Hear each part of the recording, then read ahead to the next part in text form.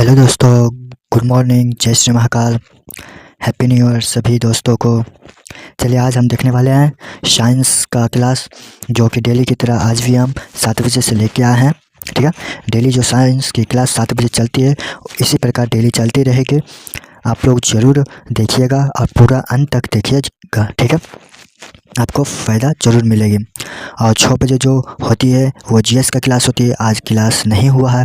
और current affair का class 5 बजे सुबह को होती है, वो भी क्लास आज नहीं हो पाया है। ठीक है, चलिए आज का क्लास स्टार्ट करते हैं साइंस से। चलिए पहला क्वेश्चन लगा हुआ है, इसका उत्तर बताइए क्या हो जाएगा। ठीक है, पहला क्वेश्चन लग चुका है, इसका उत्तर बताइए क्या हो जाएगा। चलिए कोशिका और कोशिकांग से संबंधित क्वेश्चन है। जीवन की मूलभूत संरचनात्मक एवं क्रियात्मक इकाई क्या है? तो क्या हो जाएगा? कोशिका हो जाएगा। क्या हो जाएगा? कोशिका, ऑप्शन डी हो जाएगा। ठीक है, चलिए नेक्स्ट क्वेश्चन। कोशिका की खोज किसने की थी? कोशिका की खोज किसने की थी? तो जगह रॉबर्ट हुक, यानी मृत कोशिका। मृत कोशिका है। चलिए नेक्स्ट क्वेश्चन है। जीवित कोशिका की खोज किसने की थी? जीवित कोशिका की खोज किसने की थी? तो हो जाएगा एंटोनी वॉन ल्यूवेनहॉक। हो जाएगा एंटोनी वॉन ल्यूवेनहॉक हो जाएगा। ठीक है, चलिए नेक्स्ट क्वेश्चन है आज का चौथा नंबर प्रश्न।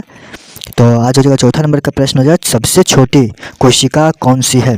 सबसे छोटी कोशिका कौन सी है? हो जाएगा माइकोप्लाज्मा, यानी गैलीसेप्टिक। क्या हो जाएगा? Mycoplasma gallisepticum. ठीक है, ऑप्शन सी हो जाएगा।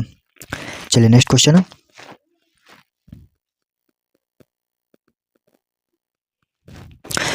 विर्चाओ का प्रसिद्ध कथन क्या है?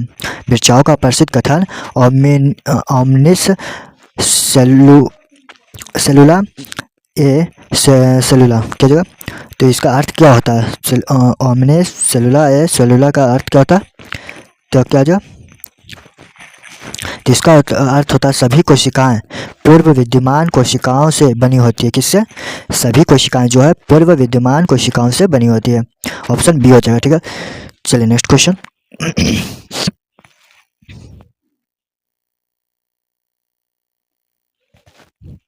किस प्रकार की कोशिका में वास्तविक केंद्रक अनुपस्थित होता है? वास्तविक केंद्रक अनुपस्थित होता है तो जो प्रोकैरियोटिक कोशिका। क्या जगह? ऑप्शन बी प्रोकैरियोटिक कोशिका। चलिए नेक्स्ट क्वेश्चन। प्रोकैरियोटिक कोशिका में आनुवांशिक सामग्री कहाँ स्थित होती है? क्या जगह? केंद्रकाभ क्षेत्र में। क्या जगह? केंद्रकाभ क्षेत्र में। चलिए नेक्स्ट क्वेश्चन आज का आठवां नंबर प्रश्न। आठवां नंबर प्रश्न, आप इसका उत्तर बताइए क्या हो जाएगा। ठीक है, क्वेश्चन थोड़ी लंबी हो गई, इसे छोट करना पड़ेगा। ठीक है, चलिए आठवां नंबर क्वेश्चन में कह रहा है कोशिका के किस अंग को आत्मघाती थैली या कोशिका का एटम बम कहा जाता है? तो जगह लाइसोसोम। क्या जगह? लाइसोसोम हो जाएगा। ठीक है, चलिए नेक्स्ट क्वेश्चन। कोशिका के भीतर पदार्थों का परिवहन किसके द्वारा होता है? तो जगह अंतर्द्रव्यीय जलिका। क्या जगह? अंतर्द्रव्यीय जलिका के द्वारा। ठीक है, चलिए नेक्स्ट क्वेश्चन है।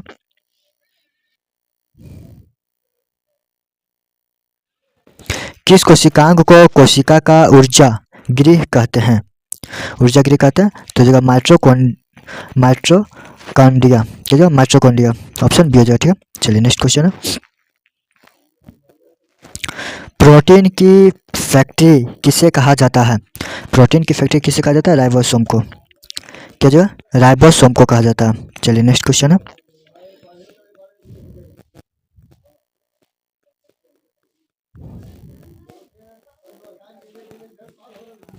कौन सा कोशिकांग प्रोटीन और लिपिड को पैक, संशोधित और वितरित करता है? क्या जो? गोल्जी का। गोल्जी का हो जाएगा। ठीक है, चलिए नेक्स्ट क्वेश्चन है। कोशिका का ट्रैफिक पुलिस किसे कहा जाता है? गोल्जी काय को। कोशिका का ट्रैफिक पुलिस किसे कहा जाता है? गोल्जी काय को कहा जाता है। ठीक है, टोटल आज हम 50 क्वेश्चन करने वाले हैं।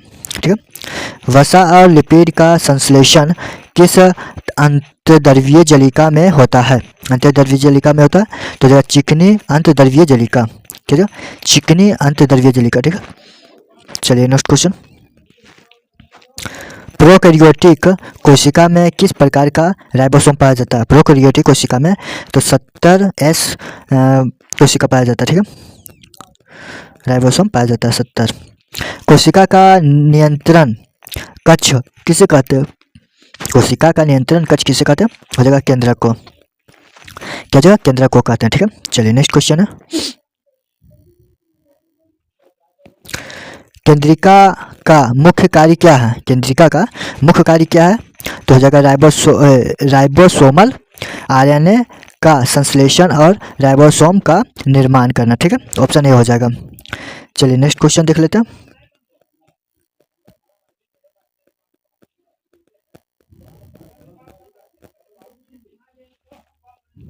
किस कोशिकांग की अनुपस्थिति के कारण जंतु किस कोशिका अपना आकार बदल सकती है?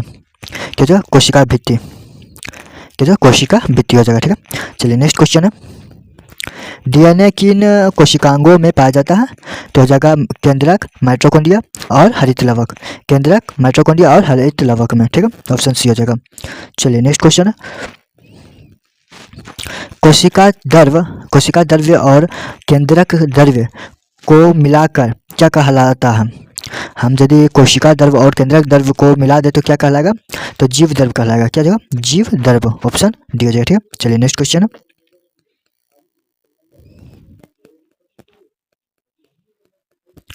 किस कोशिका में बड़ी केंद्रीय रिक्तिका पाई जाती है? क्या जगह? पादप कोशिका। क्या जगह?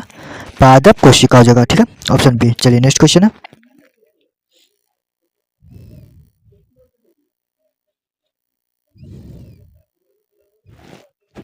कोशिका विभाजन में मदद करने वाला वह कोशिकांग जो केवल जंतु कोशिका में होता है तो क्या होता है? तो तारक काय हो जाएगा, तारक काय, ऑप्शन सी हो जाएगा, तारक काय, ठीक है। चलिए नेक्स्ट क्वेश्चन है,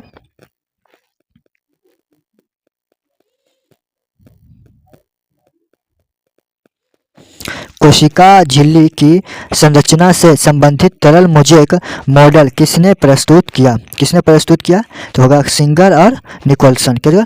सिंगर और निकोलसन हो जाएगा, ऑप्शन बी, ठीक है। चलिए नेक्स्ट क्वेश्चन है, पादप कोशिका भित्ति मुख्य रूप से किसकी बनी होती है? क्या होगा? सेल्यूलोज की बनी होती है, ऑप्शन डी, ठीक है। चलिए नेक्स्ट क्वेश्चन है, माइटोकॉन्ड्रिया और हरित लवक में कौन सा गुण समान होता है? तो इनमें अपना डीएनए और राइबोसोम होता है। तो इनमें अपना डीएनए और राइबोसोम होता है। चलिए नेक्स्ट क्वेश्चन है, कोशिका विभाजन की तैयारी किस अवस्था में होती है? क्या इंटरफेज अवस्था में, ऑप्शन सी, इंटरफेज अवस्था में।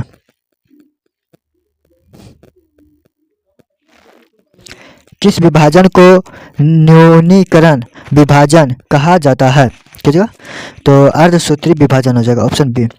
किस विभाजन को न्यूनीकरण विभाजन कहा जाता है? तो हो जाएगा अर्धसूत्री विभाजन, ऑप्शन बी हो जाएगा, ठीक है, राइट उत्तर बी। शुक्राणु और अंडाणु का निर्माण किस विभाजन द्वारा होता है? किस विभाजन द्वारा होता है? तो अर्धसूत्री विभाजन। क्या? अर्धसूत्री विभाजन, ऑप्शन बी हो जाएगा, ठीक है। चलिए नेक्स्ट क्वेश्चन है, समसूत्री विभाजन की किस अवस्था में गुणसूत्र मध्य रेखा पर संकेंद्रित होते हैं? क्या? मेटाफेज, ऑप्शन बी हो जाएगा, मेटाफेज। चलिए नेक्स्ट क्वेश्चन,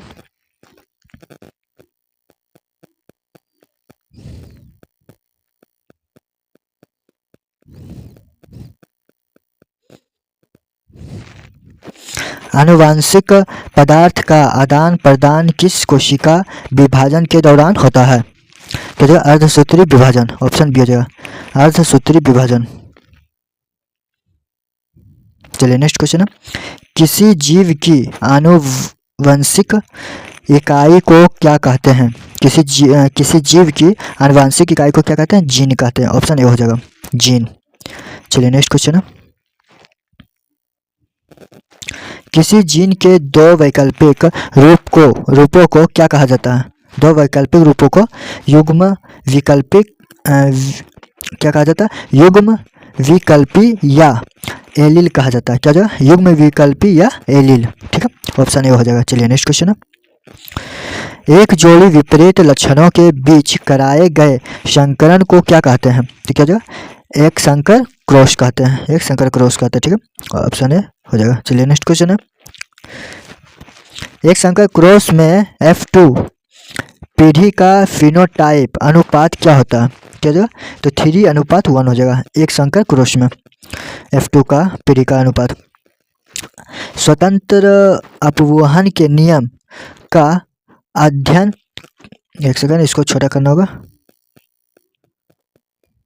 क्वेश्चन थोड़ा लंबा हो गया था। चलिए, स्वतंत्र अपवहन के नियम का अध्ययन करने के लिए मेंडल ने कौन सा संकरण कराया था? क्या जगह? तो जगह द्विसंकरण क्रॉस, जगह द्विसंकर क्रॉस हो जाएगा। ठीक है, चलिए नेक्स्ट क्वेश्चन है, द्विसंकर क्रॉस में फिनोटाइप अनुपात क्या होता है? तो द्विसंकर क्रॉस में फिनोटाइप अनुपात होता है 9:3:3:1 हो जाएगा, ऑप्शन सी हो जाएगा। ठीक है, चलिए नेक्स्ट क्वेश्चन है, निषेचन के बाद युग्मनज किस प्रकार की कोशिका होती है? क्या जगह? द्विगुणित कोशिका होती है, द्विगुणित कोशिका। ठीक है, ऑप्शन बी हो जाएगा। चलिए नेक्स्ट क्वेश्चन, वे जीव जिनमें नर और मादा जनांग दोनों एक ही शरीर में होते हैं क्या कहलाते हैं? क्या? उभयलिंगी या द्विलिंगी हो जाएगा। क्या? उभयलिंगी या द्विलिंगी। ठीक है, चलिए नेक्स्ट क्वेश्चन, भ्रूण और गर्भाशय के बीच संरचनात्मक और क्रियात्मक इकाई क्या कहलाती है? क्या जगह? अपरा कहलाती है, ऑप्शन सी हो जाएगा, अपरा। ठीक है, चलिए नेक्स्ट क्वेश्चन है, मानव में निषेचन कहाँ होता है? कहाँ होगा? तो डिंब वाहिनी, नली या अंडवाहिनी में, डिंब वाहिनी या नली या फिर अंडवाहिनी नाली में हो जाएगा। ठीक है, चलिए नेक्स्ट क्वेश्चन, जंतुओं में वह अंग जो नर युग्मक उत्पन्न करता है क्या जगह? वृक्षण हो जाएगा, ऑप्शन डी। क्या जगह? वृक्षण। चलिए नेक्स्ट क्वेश्चन है,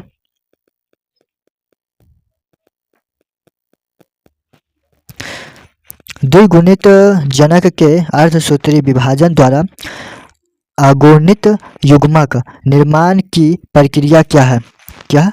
तो जगह युग्मक जनन, युग्मक जनन। क्या जगह? युग्मक जनन हो जाएगा, ऑप्शन ए हो जाएगा, युग्मक जनन। ठीक है, चलिए नेक्स्ट क्वेश्चन,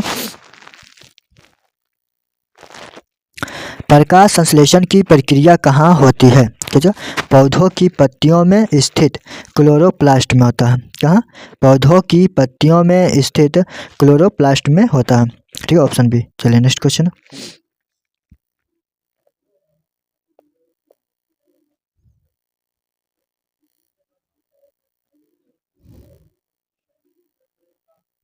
चलिए, प्रकाश संश्लेषण के दौरान कौन सा लवक और ऊर्जा को रासायनिक ऊर्जा में बदलता है? क्या जगह? हरित लवक हो जाएगा, ऑप्शन ए, हरित लवक। चलिए नेक्स्ट क्वेश्चन है, पत्तियों का हरा रंग किस वर्णक में के कारण होता है? पत्तियों में हरा रंग किस वर्णक के कारण होता है? हो जाएगा क्लोरोफिल यानी पर्णहरित, क्लोरोफिल यानी कि पर्णहरित हो जाएगा। क्लोरोफिल में कौन सी धातु मौजूद होती है? क्या जो? मैग्नीशियम, ऑप्शन डी हो जाएगा, मैग्नीशियम। ठीक है, चलिए नेक्स्ट क्वेश्चन है, प्रकाश संश्लेषण के दौरान कौन सी गैस अवशोषित की जाती है? तो जगह प्रकाश संश्लेषण के द्वारा कौन सी गैस अवशोषित की जाती है? तो कार्बन डाइऑक्साइड हो जाएगा, CO2। ठीक है, CO2। चलिए, प्रकाश संश्लेषण की क्रिया सबसे तेज किस रंग के प्रकाश में होती है? तो लाल रंग के प्रकाश में सबसे ज्यादा क्रिया संश्लेषण होता है। ठीक है, चलिए नेक्स्ट क्वेश्चन, प्रकाश संश्लेषण को पृथ्वी पर जीवन का आधार क्यों कहते हैं? प्रकाश संश्लेषण को पृथ्वी पर जीवन का आधार क्यों कहते हैं? यह भोजन यानी ऊर्जा और ऑक्सीजन दोनों उत्पादन करता है। कौन? ये प्रकाश संश्लेषण में। नेक्स्ट क्वेश्चन, पादप कोशिकाओं में भोजन किस रूप में संचित होता है? हो जाएगा स्टार्च यानी मंड हो जाएगा, ऑप्शन डी। ठीक है, चलिए आज का प्रश्न समाप्त हुआ। ये ऑप्शन नंबर ए 51 का आपको HW है, आपको इसका उत्तर कमेंट में बताना। ठीक है, चलिए वीडियो कैसा लगा कमेंट में जरूर बताइए, अच्छा लगा तो लाइक जरूर कीजिएगा, जो न्यू है चैनल को सब्सक्राइब जरूर कीजिएगा। चलिए फिर मिलते हैं नेक्स्ट वीडियो में। जय हिंद, जय श्री महाकाल।